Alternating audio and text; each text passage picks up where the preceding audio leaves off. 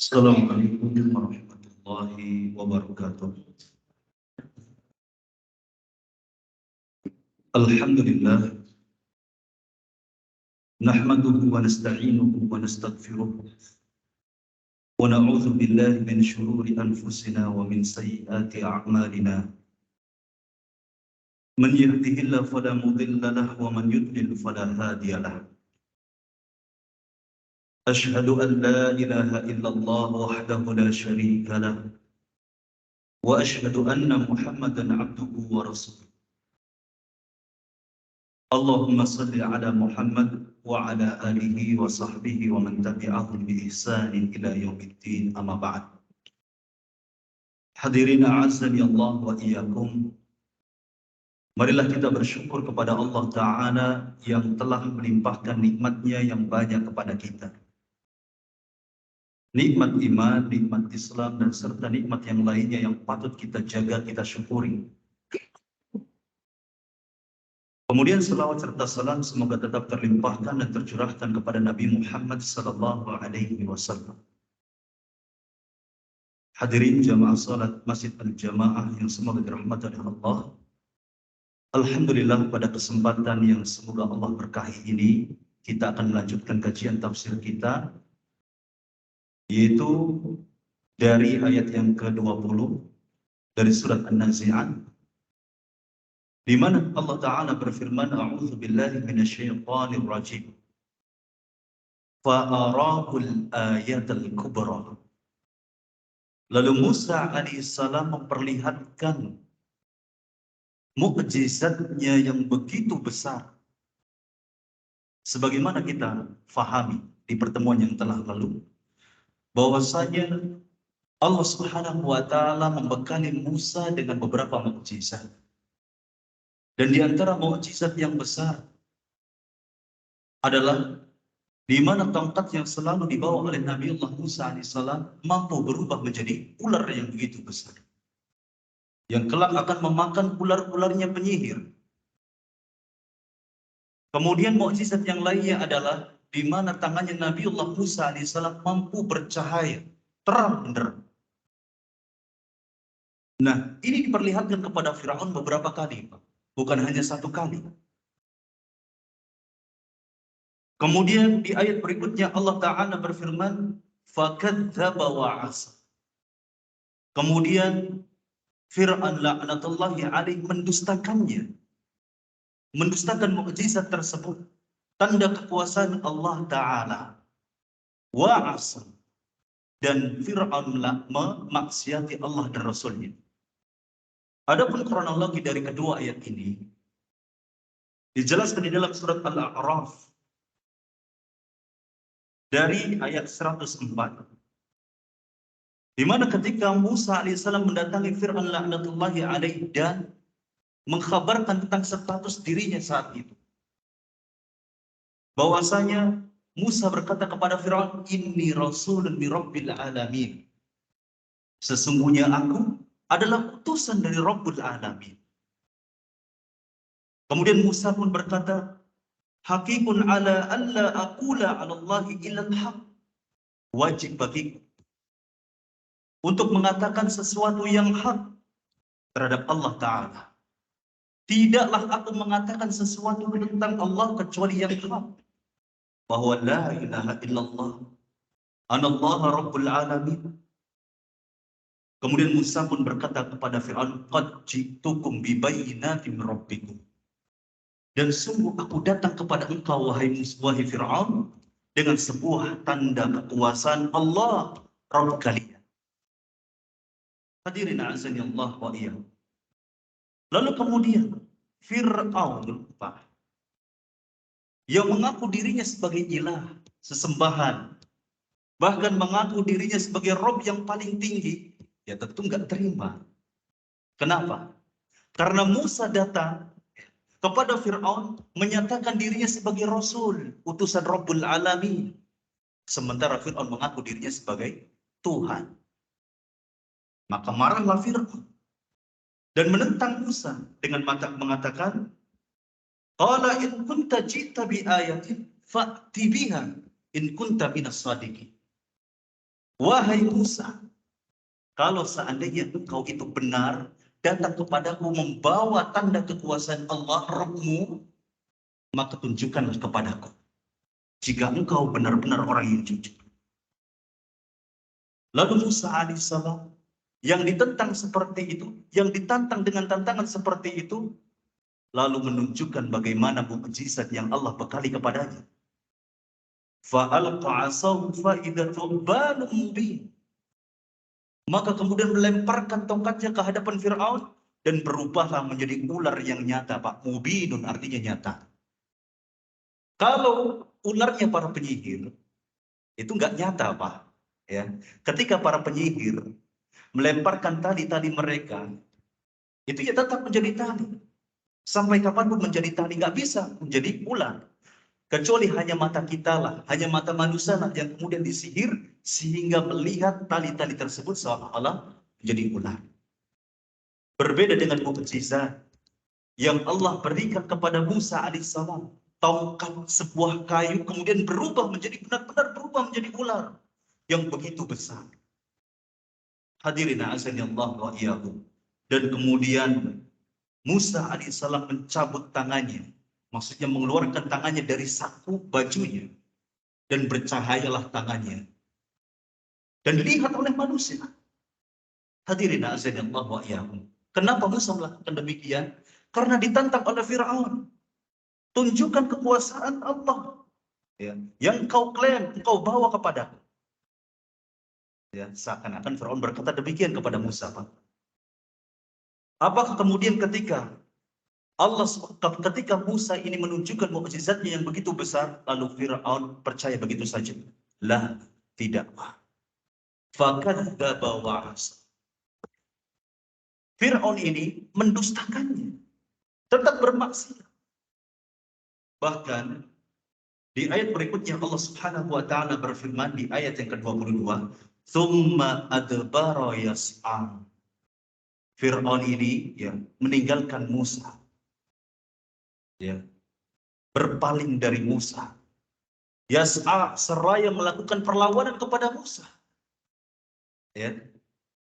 Dan ketika Musa ini mempertunjukkan bagaimana kehebatan mukjizat yang Allah berikan kepada Musa, diprovokasilah oleh para pembesar kerajaan Firaun. Kalau sekarang mungkin menteri, Pak, ya, atau anggota DPR MPR lah. Berkata kepada rakyat, kepada manusia, apa kata mereka? Qala al-mala'u min qaumi fir'auna inna hadza lasahirun alim. Berkata kepada manusia mereka, sesungguhnya ini, orang ini, Musa ini adalah penyihir yang hebat, yang alim. Dituduh bahwa Musa ini adalah penyihir, bukanlah nabi, padahal jelas-jelas dan nyata mukjizatnya. Ya, sudah biasa, Pak. Para nabi, para rasul itu dituduh yang tidak-tidak oleh penentang dakwahnya. Sebagaimana nabi kita yang mulia dituduh sebagai apa? Orang gila, penyihir lah, ya, dan lain sebagainya, tuduhan-tuduhan kecil. Maka tidak heran kalau seandainya di zaman sekarang ini, ya, kita yang berjalan di atas sunnah Nabi, mengamalkan agama ini dengan konsisten, ya, maka jangan heran kalau seandainya kita ini dituduh yang tidak-tidak oleh orang-orang yang membenci dengan agama kita. Ya, dituduh radikal lah, misalnya. Ya, dituduh apa lagi? Fanatik lah, dan lain sebagainya. Ya. Sekarang itu radikal itu diobral, Pak. Ya, diobral. Besok-besok bisa jadi, Pak, mungkin saja orang yang rajin ke masjid untuk hadir di majelis ilmu akan dituduh radikal. Mungkin nggak, Pak? Sebelumnya, orang membawa bendera la ilaha illallah itu biasa saja. Ya. Sebelumnya orang-orang memakai cadar itu biasa saja. Gak ada yang menuduh mereka radikal. Tapi sekarang diobral. Siapapun ya yang memakai simbol-simbol keislaman radikal. Kita setuju bahwa ada oknum-oknum Islam ya yang beragama Islam mereka radikal, kita setuju, sepakat. Ya tidak, Pak?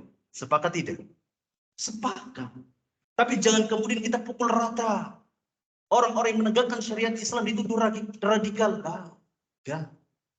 Kita setuju bahwa ada oknum-oknum tertentu di dalam agama kita ini yang radikal. Ya. Yang mengkafirkan pemerintah radikal. Ya. Kemudian apa lagi, Pak? Yang mengkafirkan orang yang jatuh kepada dosa besar, kita katakan dia radikal. Kemudian apa lagi, Pak? Ya, banyak. Yang mengatakan pemerintah kita, misalkan Pak Jokowi itu togut, kita katakan dia radikal. Ya. Tapi jangan pernah katakan bahwa kepada kita ini yang rajin sholat, memakai cadar, misalkan berjenggot karena itu sunnah Nabi, radikal. Ya, kita katakan mereka lah yang radikal. Ya, karena menyelewengkan kebenaran. Hadirin azani Allah wa iyyakum. Jadi jangan kaget, jangan heran, Pak, ya. Kalau kita mulai rajin di majelis ilmu, mulai rajin di dalam masjid, ya, datang ke masjid, belajar, kemudian mengamalkan syariat, mengamalkan ilmu, kemudian itu yang tidak-tidak. Jangan khawatir, ya. Bahkan kalau seandainya ada yang tidak suka kepada kita, dalam rangka mentaati Allah kitanya, ya. Kemudian kita mati karena itu, tenang, Pak. Insya Allah kita mati dalam keadaan syahid, ya, dalam keadaan mulia, ya. Hadirin azanillah wa iyyakum, maka kita rajin, Pak. Harus rajin, ya, dari sekarang ini, Pak. Dalam hadir ke majelis ilmu, ya. Sebelum hadir di majelis ilmu itu dilarang, ya. Seperti apa yang terjadi di di wilayah Cina ini. Apa itu yang puasa dilarang?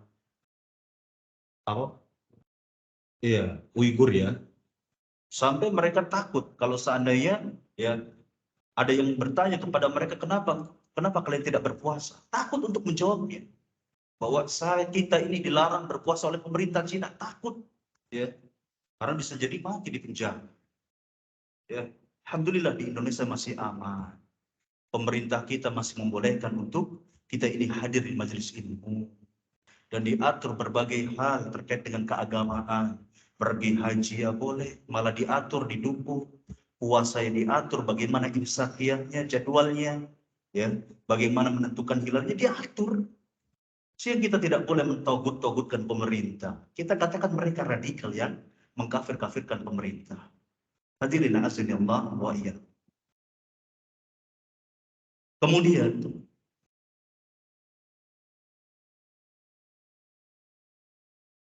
Allah Subhanahu wa taala berfirman, "Tsumma adbara yas'a." Lalu Fir'aun laknatullahi alaihi ketika tahu bahwasanya Musa ini luar biasa memiliki mukjizat yang begitu besar, tentu tidak terima, ingin melakukan perlawanan kepada Musa. Dengan apa? Dengan mengumpulkan para penyihir dari seantero negeri Mesir. Yang saat itu Mesir itu dikenal dengan penyihirnya yang hebat-hebat. Sebagaimana dijelaskan di dalam surat Al-A'raf ayat ke-113, "Wajah as-saharatu fir'auna qalu lana la ajrun in kunna nahnul ghalibin." Maka berdatanglah ya, berduyun-duyun ya, para penyihir dari pelosok-pelosok Mesir datang kepada Fir'aun. Ya. Untuk apa? Untuk menghadapi Musa. Sengaja para penyihir ini datang karena diundang oleh Fir'aun. Sebagaimana pesanan para pembesar kerajaannya. Apa kata mereka? Wa qalu arji wa akhahu wa arsil fil madinah fil madaini khasirin. Mereka berkata, tahanlah Musa wahai Fir'aun. Ya, tahanlah Musa dan Harun sementara. Kemudian kirimlah ke pelosok-pelosok negeri Mesir. Ya'tuka bikulli sahirin alim, agar mereka bisa mendatangkan para penyihir yang hebat-hebat. Untuk siapa? Untuk menghadapi Musa. Lalu kemudian ketika para penyihir ini datang dan berkata kepada Fir'aun, "Inna lana la ajran in kunna nahnul ghalibin." Wahai Fir'aun, apakah ketika kami dapat memenangkan pertandingan melawan Musa, bukan pertandingan sepak bola, tapi adu kehebatan. Ya. Apakah ketika kami memenangkannya, kami mendapatkan imbalan wahai Fir'aun? Apa kata Fir'aun? Qala na'am wa innakum laminal muqarrabin. Tentu dan bahkan engkau akan mendapatkan jabatan yang tinggi sehingga dekat denganku. Luar biasa. Ya. Penyihir ini tentu semangat, Pak. Iming-iming imbalan yang besar dari Fir'aun dan kemudian ya akan mendapatkan jabatan yang tinggi. Hadirin azanillah wa iyyakum. Maka tibalah saatnya kemudian Fir'aun, Musa alaihissalam dengan penyihir itu berhadap-hadapan. Jadi, wallahu ta'ala a'lam, yang saya ketahui bahwa ada 3 di mana Musa alaihissalam merubah tongkatnya itu, 3 keadaan di mana Musa alaihissalam merubah tongkatnya menjadi ular. Pertama ketika baru pertama kali diangkat sebagai Rasul, Pak. Ya, itu latihan. Ya. Kemudian kedua ketika mendatangi Mesir dan ditagih ya oleh Firaun, coba tunjukkan ya bagaimana mukjizat atau tanda kekuasaan Allah. Maka kemudian ditunjukkanlah oleh Musa. Dan yang ketiga adalah ketika Musa ditantang oleh Firaun untuk menghadapi para penyihir-penyihir yang ia datangkan di kerajaannya. Ini yang ketiga. Maka kemudian ketika keadaan yang ketiga adalah ketika mereka berhadapan-hadapan antara para penyihirnya Fir'aun dengan Musa, maka berkatalah para penyihir ini. Apa yang mereka katakan? Qalu ya Musa, imma an tulqiya wa imma an takuna, imma an nakuna nahnul mulkin. Wahai Musa, apakah engkau yang lebih dulu ya, melemparkan tongkatmu, mempertunjukkan kehebatanmu, atau kami yang lebih dulu mempertunjukkan kehebatanmu? Apa kata Musa? Dengan tenangnya Musa berkata, qala alqu, maka lemparkanlah kalian dahulu ya tongkatmu, tali-talimu, kehebatanmu. Hadirin azanillah wa iyyakum. Lalu para penyihir ini melemparkan ya tali-tali mereka. Alqu ya. Alqu saharu ayunan nasi. Maka kemudian mereka melemparkan tali-tali mereka dan menyihir mata-mata manusia. Seolah-olah tali yang mereka lempar menjadi ular. Wastarhabuhum waja'u bisihrin adzim. Dan manusia ini merasa takut yang menyaksikan pada saat itu ya Pak. Orang tali kemudian berubah jadi ular. Kita kalau nemu ular di jalan aja Pak, merinding nih bulu kuduk. Ya tidak Pak. Apalagi kalau misalkan tali-talinya banyak dan berubah menjadi ular yang banyak. Ya, kita lihat kalau tidak salah Panji Petualang Pak, ada yang punya kobra yang begitu besar namanya apa tuh? King Cobra atau apa? Ya. Wah, kita udah padahal lihat di TV tapi udah ketar-ketir. Apalagi ini, ya. Manusia yang menonton pertunjukan antara Musa dengan para penyihir. Wastarhabu, mereka takut, ya. Waja'u bisihrin adzim. Dan benar-benar para penyihir ini mempertunjukkan, mendatangkan sihir yang begitu dahsyat. Hadirin azza Allah wa iyyakum. Musa alaihissalam adalah seorang nabi dan rasul. Tentunya akan mendapat pertolongan dari Allah Ta'ala. Sebagaimana dijelaskan di dalam ayat berikutnya. Wa auhayna ila Musa an alqi asaka. Wahai Musa, lemparkanlah tongkatmu. Fa idza hiya talqafu ma yafikun. Maka ketika Musa alaihissalam melemparkan tongkatnya dan kemudian menjadi ular yang besar, lalu ular tersebut memakan kebatilan-kebatilan atau kebohongan-kebohongan mereka. Dimakan ular-ularnya penyihir tersebut, Pak. Ya. Hadirin azinallah wa iyyakum. Maka ketika para penyihir ini menyaksikan betapa hebatnya mukjizat yang Allah berikan kepada Musa, apa yang dilakukan para penyihir, Pak? Apakah menentang Musa? Apakah beriman, tunduk kepada Allah? Dijelaskan di dalam ayat yang ke-120. Wa ulqiyas saharatu sajidin. Maka para penyihir ini tersungkur sujud kepada Allah Ta'ala dan mengikrarkan keimanannya dengan mengatakan qalu amanna bi rabbil alamin. Kami beriman kepada Rabbil Alamin. Allah Rabbil Alamin. Rabbi Musa wa Harun. Rabbnya Musa dan Harun. Akhirnya para penyihir ini, Pak, yang jumlahnya ratusan bahkan ribuan, ya, itu beriman mereka. Berduyun-duyun beriman kepada Allah dan Musa. Fir'aun yang saat itu menyaksikan para penyihirnya yang sengaja dia datangkan dari pelosok-pelosok Mesir, beriman kepada Allah, gak terima. Murka Fir'aun, Pak. Dan berkata kepada para penyihir ini, amantum bihi qabla an adzana lakum. Apakah kalian ini beriman?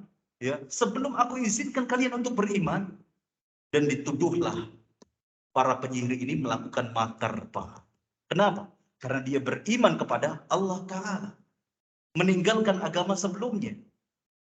Apa kata Fir'aun? Inna hadza lamakrun makartumuhu fil madinati litukhriju minha ahlaha. Sesungguhnya kalian telah melakukan makar di negeri ini, di kota ini, untuk mengeluarkan penduduk negeri ini, ya, dari Mesir. Itu udah membuat makar, Pak. Padahal hanya sebatas beriman. Ya. Jadi gak aneh. Ya. Gak aneh tuduhan-tuduhan fitnah. Ya. Misalkan ada orang baik-baik dituduh dia melakukan makar, itu tidak aneh.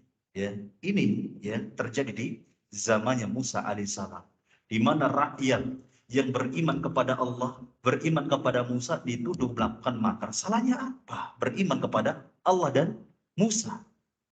Hadirin azanillah wa iyyakum. Dan Fir'aun pun tidak berhenti sampai di sini. Bahkan Fir'aun mengancam mereka para penyihir, fasawfa ta'lamun. Kalian akan melihat akibatnya. Dan mengatakan, la uqatti'anna aydiyakum wa arjulakum min khilafin. Aku akan memotong, ya, tangan dan kaki kalian secara bersilang. Misalkan, ya, kaki kanan yang dipotong, kemudian tangan kiri yang dipotong. Ya. Ini hukuman bagi para penyihir. Lalu kemudian tsumma la usallibannakum ajma'in, lalu aku akan menyalib kalian. Ya. Akan disalib sampai matinya. Ya. Ini ancaman dari Fir'aun, mengerikan. Apakah kemudian para penyihir ini takut, Pak? Ya. Kemudian tidak jadi beriman? Lah, apa kata para penyihir? Qalu inna ila rabbina munqalibun. Sesungguhnya kami ini akan kembali kepada Rob kami. Ya, seakan-akan para penyihir mengatakan, saya nggak takut kepada ancaman wahai Fir'aun. Kalaupun saya mati, ya, karena beriman kepada Allah, saya akan kembali kepada Allah. Akan mendapatkan nikmat yang luar biasa. Luar biasa kuatnya keimanan para penyihir, mantan penyihir. Ya. Hadirin azanillah wa iyyakum. Kemudian para penyihir pun berkata, wa ma tankimu minna illa an amanna bi ayati rabbina lamma ja'atna. Dan tidaklah engkau menghukum kami kecuali karena kami ini beriman kepada Allah, beriman kepada tanda-tanda kekuasaannya, manakala tanda-tanda itu datang kepada kami. Hadirin azanillah wa iyyakum. Kemudian para penyihir berdoa, karena dia tahu, para penyihir ini mereka tahu bahwa ancaman Fir'aun ini gak main-main, Pak. Ketika Fir'aun mengancam bahwasanya akan membunuh, akan memutilasi, ya, akan menyalib, ya, memotong tangan dan kakinya, itu benar-benar dilakukan oleh Fir'aun. Sehingga para penyihir ini berdoa kepada Allah Ta'ala, Afriq alaina sabran wa tawaffana muslimin. Ya Rabb, berikanlah kepada kami kesabaran dan wafatkanlah kami dalam keadaan berserah diri, beriman kepada Allah, mentauhidkan Allah. Mereka berdoa demikian, Pak. Dan pada akhirnya benarlah terjadi bahwa para penyihir ini dibunuh oleh Fir'aun laknatullahi alaihi, Pak. Ngeri tidak, Pak? Fir'aun ini, Pak, ya, raja yang zalim. Jangankan para penyihir yang sudah dewasa, yang bikin murka Fir'aun, ya, bayi yang tidak bersalah saja dihukum mati. Kenapa? Karena khawatir kekuasaannya direbut oleh salah satu di antara mereka. Hadirin azani Allah wa iyyakum. Namun, ya, tentu para penyihirlah yang beruntung. Kenapa? Karena mereka mati dalam keadaan beriman kepada Allah Ta'ala. Sedangkan kita yang masih hidup, Pak, ya, jangan kemudian kita merasa dalam zona nyaman, ya, mentang-mentang kita lahir dalam keadaan Islam, hidup di lingkungan Islami, kemudian kita merasa bahwa iman kita akan terus naik. Lah, ya. Sifat iman itu adalah yazidu wa yanqus. Yazidu bit ta'ah wa yanqusu bil maksiyah. Ya. Hidayah. Kita tidak tahu, ya, sampai kapan Allah memberi hidayah kepada kita. Ya. Meskipun kita berharap bahwasanya Allah memberikan hidayah kepada kita sampai nanti kita bertemu dengan Allah di akhirat nanti, di surga, melihat wajah Allah. Namun prakteknya di lapangan, Pak, ya, banyak orang-orang yang dahulunya kafir sebagaimana para penyihir ini, kemudian Allah matikan mereka dalam keadaan iman. Sebaliknya, banyak orang yang dahulunya adalah orang yang soleh, taat, seorang muslim yang baik. Namun kemudian Allah Subhanahu wa Ta'ala matikan dia dalam keadaan kafir. Ini terjadi banyak sekali. Baik di masa Rasulullah, ya, di masa sahabat Nabi, di masa tabi'in itu terjadi. Ya. Di masa tabi'in pernah terjadi, Pak. Suatu ketika ada orang yang soleh, ini dicatat di dalam kitab-kitab para ulama dan tersiarkan melalui lisan para ulama, bahwa ada, ya, seorang pemuda, dia itu soleh. Siangnya digunakan untuk berpuasa, malamnya untuk digunakan untuk qiyamul lail. Ini penghafal Al-Quran. Dia gunakan hari-harinya untuk berjihad fisabilillah. Hingga suatu ketika di dalam perjalanan jihadnya menuju Roma, dia mendapati ada seorang wanita yang begitu cantik menurut dirinya. Lalu kemudian dia berkata kepada wanita tersebut, ya, kalau bahasa kitanya, wahai wanita yang cantik, bagaimana caranya aku mendapatkanmu? Ya, akhirnya cintanya itu terbalas. Apa kata wanita tersebut? Engkau masuk Nasrani, maka aku akan menjadi milik. Apa yang dilakukan oleh pemuda ini, Pak? Akhirnya dia menuruti kemauan wanita ini. Dia murtad dari Islam, ya, dan ia memilih menjadi seorang Nasrani dan meminang wanita ini, menikahi wanita tersebut. Coba, Pak, bandingkan dengan kita, Pak. Kita bukan penghafal Al-Quran, belum hafal 30 juz, barangkali yang sudah menghafal ada yang 10 juz, 20 juz. Ya, sholat malam kita bagaimana? Kita yang tahu. Dibandingkan dengan pemuda ini. Puasa kita pun bagaimana? Ya. Sedangkan dia ini adalah orang yang soleh. Tapi kemudian Allah Subhanahu wa Ta'ala cabut ya keimanannya seketika sampai mati.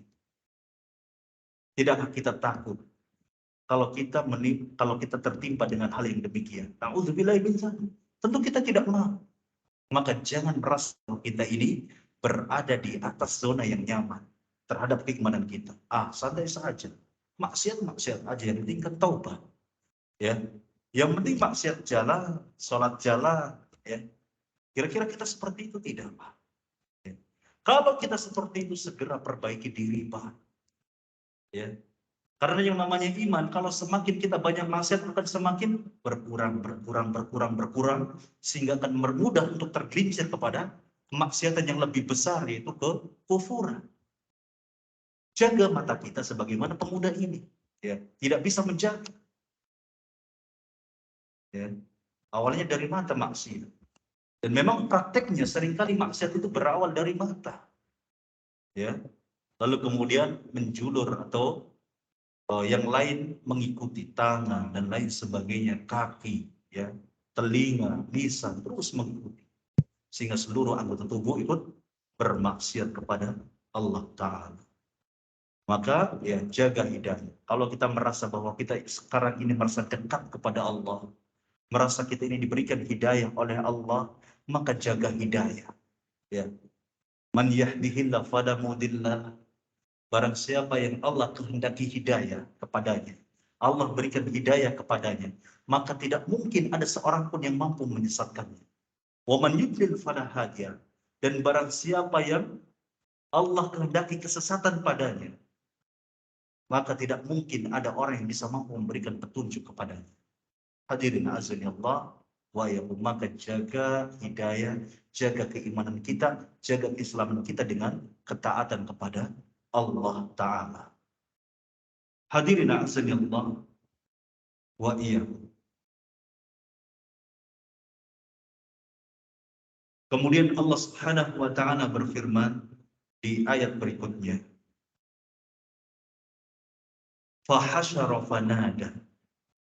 Lalu Fir'aun laknatullahi alaihi mengumpulkan seluruh pendukungnya dari pemuka-pemuka kerajaan, tokoh-tokoh bala tentara. Ya. Setelah tahu bahwa dia ini dipermalukan oleh Musa, jelas dipermalukan. Dia sudah mengaku dirinya sebagai Tuhan, tapi para penyihirnya tidak mampu mengalahkan Musa. Bahkan para penyihirnya beriman kepada Musa. Malu Fir'aun, Pak. Sehingga guru-guru mengumpulkan rakyatnya yang mendukung Fir'aun. Fanada, dan menyuruh kepada mereka. Faqala ana rabbukumul a'la. Ya, aku ini adalah Rabb kalian yang paling tinggi. Ya, aku ini adalah Rabb kalian yang paling tinggi. Bahkan Musa berkata kepada rakyatnya, ma'alimtu lakum min ilahin ghair. Aku tidak mengetahui terhadap kalian ini satu Tuhan pun kecuali aku. Luar biasa kezaliman Firaun. Gak berubah-ubah, Pak. Ya. Pertama sudah ditunjukkan mukjizat tapi nggak mau, ya, nggak mau beriman. Kemudian kedua ditunjukkan lagi bahkan para penyihirnya yang dia andalkan masuk beriman kepada Allah, dia juga tidak beriman kepada Allah karena kesombongan Fir'aun laknatullahi alaihi. Hadirin azani Allah wa iyyakum. Kemudian Allah Subhanahu wa Ta'ala berfirman, fa'akhadahu Allah nakalan akhirati wal ula. Lalu Allah Subhanahu wa Ta'ala memberikan kepada Firaun itu, ya, mengazab dengan sebuah azab yang pedih di akhirat wal ula. Ula ini maksudnya adalah di dunia, dengan menenggelamkan Firaun di tengah Laut Merah. Jadi ketika Musa berhasil mempermalukan Fir'aun, kemudian Fir'aun membuat makar untuk membunuh, ya, Musa alaihissalam dan bala pengikutnya. Tetapi Allah Subhanahu wa Ta'ala memberikan wahyu kepada Musa alaihissalam untuk segera meninggalkan Mesir, ya, menuju Syria. Suriah, Pak, ya. Suriah yang sekarang lagi carut marut. Gara-gara apa, Pak? Perang, ya, antara pemerintah yang sah dengan para pemberontak. Dijulukinya para pemberontak, Pak, ya. Media-media, Pak. Padahal bukan para pemberontak, tetapi rakyatnya yang dizalimi oleh pemerintah Suriah. Yang mana pemerintah Suriah ini adalah Syiah, ya. Dia ini bernama Bashar Assad, ya. Dulu Pak, Suriah itu ahli sunnah wal jamaah, semua, ya, mayoritas. Tapi kemudian, ya, bapaknya Bashar Assad ini, dia ini seorang, ya, jenderal. Kemudian nyalon presiden menang. Awalnya baik-baik terhadap ahli sunnah, tapi giliran kemudian dia jadi penguasa, maka ditunjukkanlah taringnya, ya. Dizalimi ahli sunnah, dikuatkan cakar-cakar Syiah di sana. Dan hingga menurun kepada Bashar Assad ini lebih jahat lagi daripada bapaknya. Jadi presiden, ya, dibunuh-bunuh, ya. Banyak ulama ahli sunnah yang dibunuh oleh ini, ya, Bashar Assad ini. Syiah. Kenapa kau tega membunuh? Bayi-bayi dibunuh, perempuan-perempuan dibunuh, diperkosa di sana. Ya. Harta dirampas oleh siapa? Oleh penguasanya di sana, di Suriah. Ya. Syiah. Karena apa? Meyakini bahwasanya selain Syiah, yaitu ahli sunnah wal jamaah, maka dia adalah kafir. Ya, sehingga mereka tega, ya, membantai ahli sunnah di Mesir. Di Irak juga pernah terjadi. Ya. Sampai bayi pernah ditaruh di open, dipanggang. Kenapa? Hanya karena dia menamakan bayi, hanya karena orang tuanya menamakan bayi ini sebagai salah satu sahabat yang dikafirkan oleh Syiah. Kalau tidak salah Abu Bakar atau Umar. Ini terjadi. Ya. Adapun di Indonesia, alhamdulillah, semoga Allah Subhanahu wa taala jaga dari, ya, kejahatan-kejahatan yang dilakukan oleh orang-orang Syiah. Meskipun memang berkembang, Pak. Terutama di Bandung, ya. Di Bandung itu luar biasa perkembangan Syiah. Karena memang bahasa kitanya itu gendut, ya. Gendut itu ada dulu satu namanya siapa? Ada yang kenal? Tokoh Syiah yang sudah meninggal. Yang meninggal. Jalaluddin Rahmat. Nah itu, ya. Kita kembali ke sejarah bahwa Allah Subhanahu wa taala memberikan wahyu kepada Musa alaihissalam untuk meninggalkan Mesir. Karena tahu bahwasanya Firaun ini sedang membuat makar untuk menangkap, ya, Bani Israel dan Musa tentunya. Hingga kemudian Musa alaihissalam pergi di malam hari bersama pengikutnya Bani Israel untuk menuju Suriah dengan melewati Laut Merah. Namun ketika di pagi hari, ya, ketika matahari mulai terbit, ternyata di belakang mereka sudah ada Fir'aun dan bala tentaranya mengejar mereka, menyusul mereka. Inna lamudrakun, kata pengikutnya. Wahai Musa, ternyata mereka menyusul kita. Bingung mereka. Di depan itu ada Laut Merah, gak mungkin mereka silem, ya, berenang, gak mungkin, ya. Sedangkan kanan kirinya itu ada jurang, ada gunung. Mau balik lagi ada Fir'aun dengan senjata-senjatanya yang siap untuk membunuh mereka. Kira-kira kalau seandainya kita berada di tengah-tengah, Pak, Bani Israel, kita mau apa? Hah? Mau menyerah? Atau bagaimana? Atau lebih memilih terjun ke laut?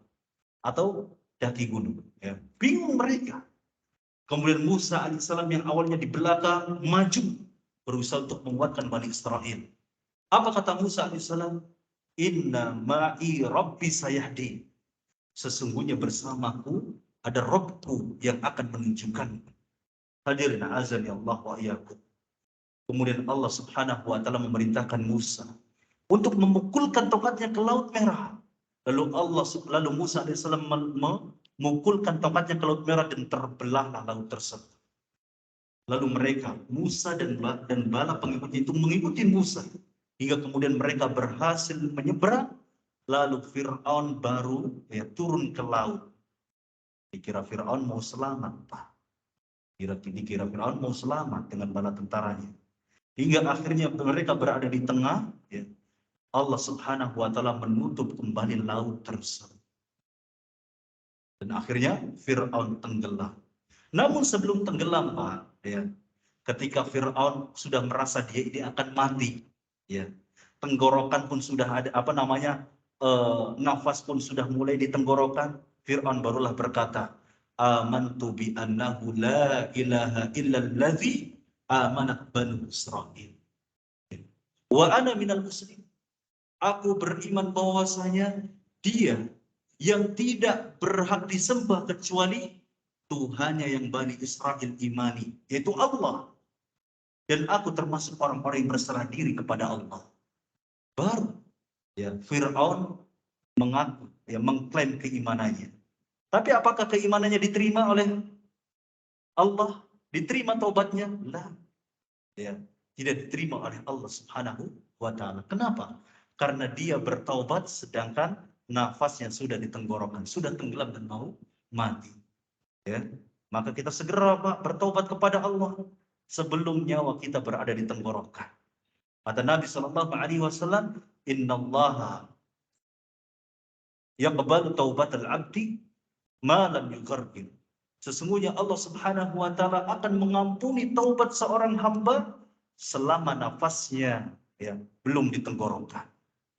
Hadirin azan Allah wa iyyakum. Kisah ini terjadi dan nyata. Ya. Inna fi dzalika la'ibratan liman yakhsha, dan hal ini, kisah ini, ya, adalah ibrah. Di dalam kisah ini terdapat ibrah, pelajaran bagi orang yang takut kepada Allah Ta'ala. Kalau kita takut kepada Allah, maka rentetan sejarah di dalam Al-Quran dan sunnah Nabi akan kita bisa mengambil pelajaran tersebut. Kita akan bisa mengambil faidah yang banyak dari sejarah yang terjadi di dalam Al-Quran. Yang menimpa orang-orang saleh, kita akan, ya, ambil pelajaran tersebut. Yang menimpa orang-orang zalim, kita pun bisa mengambil pelajarannya agar kita tidak menjadi orang yang zalim.